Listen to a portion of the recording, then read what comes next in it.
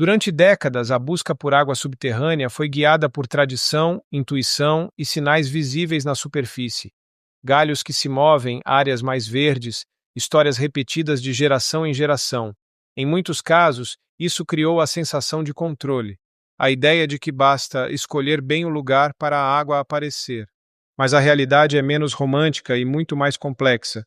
O subsolo não se comporta como imaginamos, e errar nessa leitura custa caro. Este vídeo é um convite para abandonar o achismo, entender como a água realmente se organiza abaixo da terra e por que, hoje, encontrar água deixou de ser um jogo de sorte para se tornar uma decisão técnica. Você já viu alguém andando devagar pelo terreno, segurando uma forquilha de galho e jurando que ela puxa para baixo quando passa por uma veia de água? E talvez isso até pareça fazer sentido, porque no fundo, a gente quer acreditar que a água deixa pistas na superfície. Mas aqui vai o mistério.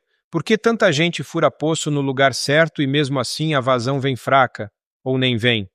Como é possível errar algo que, teoricamente, está logo ali embaixo? A verdade é que, na maior parte do tempo, o subsolo não segue o que os nossos olhos enxergam. Ele guarda a água, mas guarda de um jeito diferente do que a imaginação popular conta. E hoje, com o custo de energia subindo, com chuvas mais irregulares e com a irrigação dependendo de cada metro cúbico, achar água virou um jogo de precisão, não de sorte. Então fica a pergunta: se a superfície não entrega o segredo, como a ciência encontra água lá embaixo? A primeira coisa que a gente precisa desfazer é uma imagem muito comum. Muita gente imagina a água subterrânea como um tanque, como um rio escondido, como uma veia passando por baixo da terra. Mas, na maioria dos terrenos, não é assim. Pense no subsolo como um bolo em camadas. Tem partes mais fofas, que deixam água passar, e partes mais compactas, que travam tudo. E no meio disso, existem fraturas, falhas, zonas porosas, pequenas rachaduras na rocha que podem virar o caminho preferido da água. Agora imagine alguém tentando adivinhar isso, olhando só a superfície. Uma samambaia aqui, um trecho mais verde ali, um galho que mexe na mão. Esses sinais podem até indicar umidade rasa, coisa de poucos metros. Mas quando a água está mais profunda, confinada, protegida por camadas impermeáveis, a superfície pode parecer estável, mas não revela o que realmente existe lá embaixo. E aqui entra um detalhe curioso. O movimento da forquilha, muitas vezes, não tem mágica. Existe um fenômeno bem conhecido chamado efeito ideomotor. É um fenômeno psicológico onde movimentos musculares inconscientes e involuntários são gerados a partir de expectativas, crenças ou sugestões, sem que a pessoa perceba que está se movendo. Ou seja, o corpo completa a história que a mente quer ver. Só que o problema real não é se funciona ou não funciona. O problema é outro. Isso não entrega o que importa. Profundidade. Está a 20 metros, ou a 200. E risco financeiro. Vale apostar um poço inteiro nisso? Porque um poço custa caro, e caro mesmo. E o que acontece com muita gente é simples. Fura e descobre tarde demais que não tem água ou que a vazão é insuficiente. Então, como resolver? Você precisa de uma ferramenta que faça uma coisa muito específica: ler o subsolo, não com sensação, com medição. E é isso que a geofísica faz. A geofísica é como se desse para a gente olhos de raio-x. Em vez de adivinhar, ela mede propriedades físicas do terreno e traduz isso em um mapa interpretável. Entre os métodos, existe um que costuma ser o grande coringa da busca por água: eletroresistividade. O nome parece difícil, mas a ideia é simples. A gente coloca eletrodos no chão, injeta uma corrente controlada e mede como o terreno responde. Porque água com sais dissolvidos conduz eletricidade melhor do que rocha compacta e seca. Então, quando existe uma zona mais fraturada e saturada, ela aparece como uma assinatura diferente. É quase como encostar um estetoscópio no subsolo e ouvir onde ele muda. E aqui tem uma beleza silenciosa. Não é só achar água, é achar água com contexto. A profundidade provável, a geometria da estrutura, onde vale investir o furo e onde o terreno é fechado e pouco promissor. E quando o trabalho é bem feito, a taxa de acerto pode chegar a 97%. com leitura de estruturas que podem chegar a centenas de metros e, em alguns cenários, até 600 metros. Agora, alguém pode perguntar, mas e outros métodos?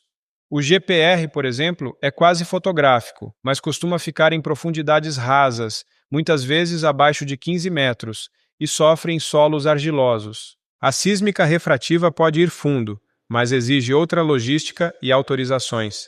A eletroresistividade fica num ponto de equilíbrio.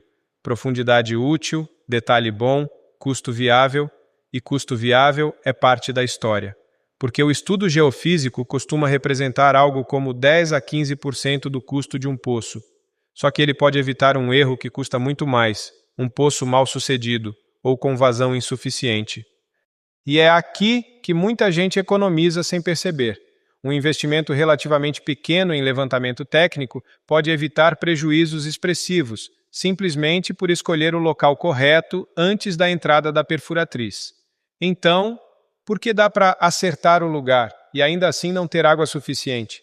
Porque o subsolo não é um tanque.